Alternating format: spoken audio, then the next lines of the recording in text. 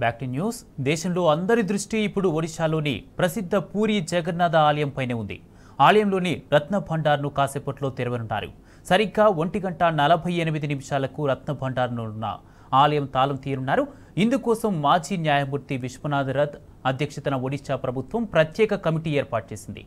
రత్న భండాగారాన్ని తెరిచి అందులోని నగలు, ఇతర ఆభరణాలను తరలించేందుకు ప్రత్యేకంగా తయారు చేయించిన పెట్టెలను ఆలయంలోకి తీసుకెళ్లారు.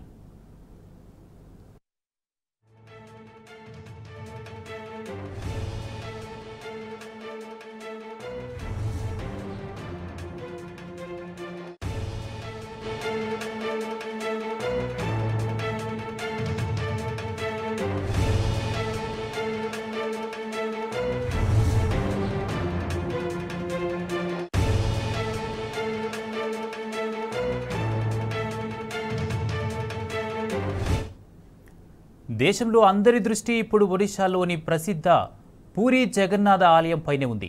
ఆలయంలోని రత్న భండార్ను కాసేపట్లో తెరవనున్నారు. సరిగ్గా 1:48 రత్న భండార్ ఉన్న ఆలయం తాళం తీయనున్నారు.